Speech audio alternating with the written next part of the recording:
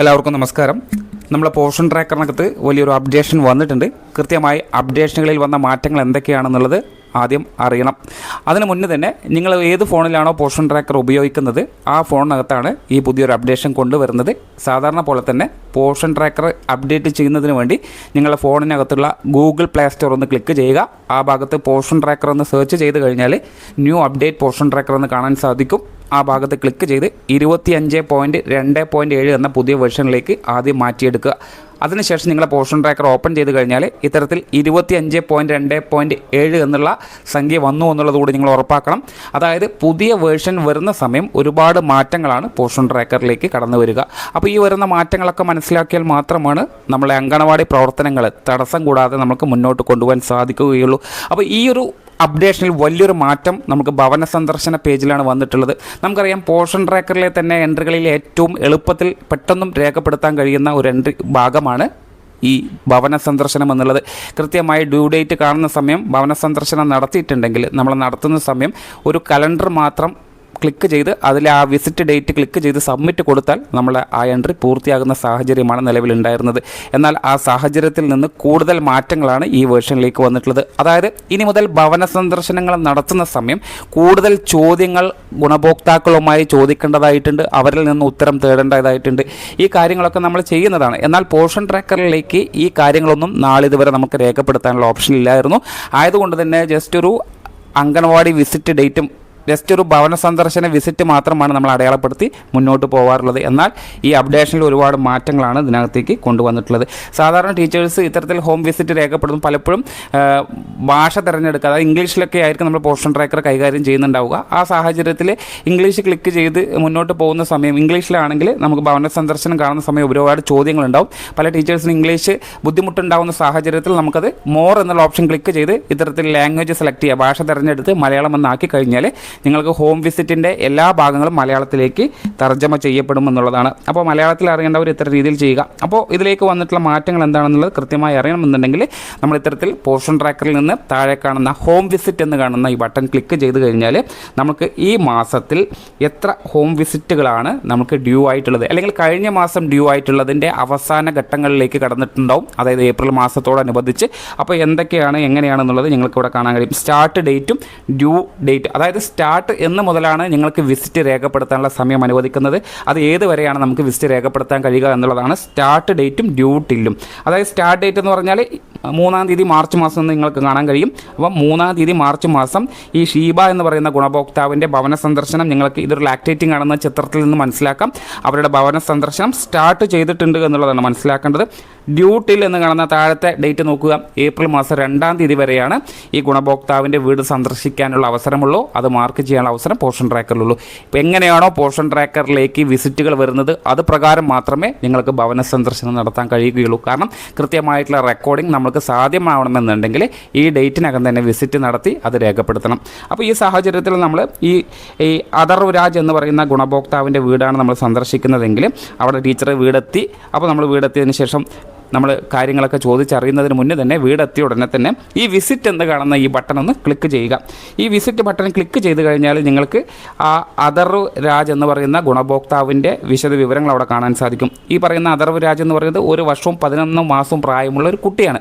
അതായത് 0 മുതൽ 6 വയസ്സ് വരെയുള്ള ഒരു ഗുണഭോക്താവിൻ്റെ വീട്ടിലേക്കാണ് ടീച്ചർ ഇപ്പോൾ എത്തിയിട്ടുള്ളത്. കൃത്യമായും HV20 എന്ന് പറയുന്ന കുട്ടിക്ക് നൽകേണ്ട വിവരങ്ങളൊക്കെ, അതായത് വാക്സിനേഷൻ വിവരങ്ങളൊക്കെ അവിടെ കാണാൻ സാധിക്കും. ഒപ്പം തന്നെ ആ പേജ് ഒന്ന് ശ്രദ്ധിക്കുക. ഈ ഹോം സന്ദർശനത്തിൻ്റെ ഭാഗമായി നിങ്ങൾ ഇനി പറയുന്ന പ്രവർത്തനങ്ങൾ, ജോലികൾ പൂർത്തിയാക്കണമെന്നുള്ളതാണ്. അപ്പോൾ നമ്മൾ ഗുണഭോക്താവിൻ്റെ വീടെത്തിയതിന് ശേഷം നമ്മൾക്ക് ഈ കാണുന്ന ഒരു യൂട്യൂബ് വീഡിയോസ് അതിനകത്തുണ്ട്. ആ കുഞ്ഞിൻ്റെ പ്രായത്തിനനുസരിച്ചിട്ടുള്ള വീഡിയോസാണ് ആ ഭാഗത്ത് കാണാൻ കഴിയുക. അപ്പോൾ ഇതെല്ലാം ടീച്ചേഴ്സിന് ജസ്റ്റ് വേണമെങ്കിൽ അത് അവരെ ഒന്ന് ക്ലിക്ക് ചെയ്ത് അവരെ കേൾപ്പിക്കാവുന്നതാണ്. ചിലപ്പോൾ ഹിന്ദിയിലായിരിക്കും, അത് തർജ്ജമ ചെയ്യാൻ കഴിവുള്ളവരാണെങ്കിൽ അങ്ങനെ, അല്ല എന്നുണ്ടെങ്കിൽ കൃത്യമായി നിങ്ങളത് പറഞ്ഞു കൊടുക്കുക. ഓരോ ഗുണഭോക്താവിൻ്റെ വീട്ടിലേക്ക് പോകുമ്പോൾ അവരുടെ പ്രായത്തിനനുസരിച്ച് കാറ്റഗറി അനുസരിച്ച് ടീച്ചേഴ്സ് എന്തൊക്കെയാണോ അവരുമായിട്ട് ഷെയർ ചെയ്യാറുള്ളത് ചെയ്യാറുള്ളത്. അതെല്ലാം സാധാരണഗതിയിൽ തന്നെ തുടരുക. അതിനുശേഷം കൃത്യമായി രണ്ടാമത് നമ്മൾ ചെയ്യേണ്ട പൂരക ഭക്ഷണ വൈവിധ്യം, കുട്ടികളുടെ വളർച്ചയുടെ വിലയിരുത്തൽ, അതേപോലെ തന്നെ കാലക്രമേണ പൂരക ഭക്ഷണം മെച്ചപ്പെടുത്തുന്നത് ഉറപ്പാക്കുന്നുണ്ടോ എന്ന് തുടങ്ങിയിട്ടുള്ള എല്ലാ കാര്യങ്ങളും നിങ്ങളുടെ ചോദ്യത്തിലേക്ക് ഉൾപ്പെടുത്തണമെന്നുള്ളതാണ്. അതേപോലെ തന്നെ ഗുരുതരമായിട്ടുള്ള പോഷകാഹാരക്കുറവും തിരിച്ചറിയുകയും തടയുകയും ചെയ്യേണ്ട കാര്യങ്ങൾ എന്തൊക്കെയാണ്, രോഗസമയത്ത് ഭക്ഷണം കഴിക്കുന്നതുമായി ബന്ധപ്പെട്ടുകൊണ്ട് അങ്ങനെ ഒരുപാട് കാര്യങ്ങൾ ഇതിനകത്തേക്ക് പറഞ്ഞിട്ടുണ്ട്. അപ്പോൾ ഈ കാര്യങ്ങളൊക്കെ കൃത്യമായി തന്നെ അവരിലേക്ക് ചോദ്യങ്ങൾ ചോദിക്കണം എന്നുള്ളതാണ്. അപ്പോൾ അതിൻ്റെ ഓരോ ഹിൻ്റാണ് ഇവിടെ കൊടുത്തിട്ടുള്ളത്.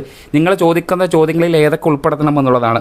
അപ്പോൾ അതിനുശേഷം അടുത്തത് എന്ന് കാണുന്ന ഈ ഭാഗം ക്ലിക്ക് ചെയ്താൽ അടുത്ത പേജുകളിലേക്ക് എത്താൻ സാധിക്കും. ഇനി ഈ കാണുന്ന പേജിൽ എത്തുമ്പോഴാണ് ടീച്ചർ പോർഷൻ ട്രാക്കറിലെ എൻട്രികൾ കൃത്യമായി ഉറപ്പാക്കേണ്ടത്. ഏതെങ്കിലും ഒരു എൻട്രി വിട്ടു പോയി കഴിഞ്ഞാൽ സമർപ്പിക്കുക എന്നുള്ള ബട്ടൺ നമുക്ക് ക്ലിക്ക് ചെയ്ത് മുന്നോട്ട് പോകാൻ കഴിയില്ല. നിർബന്ധമായിട്ടും ഏതെങ്കിലും ഒരു ഓപ്ഷൻ അവിടെ ഓപ്റ്റ് ചെയ്യണമെന്നുള്ളതാണ്. അപ്പോൾ അതിലെ ചോദ്യം നോക്കുക.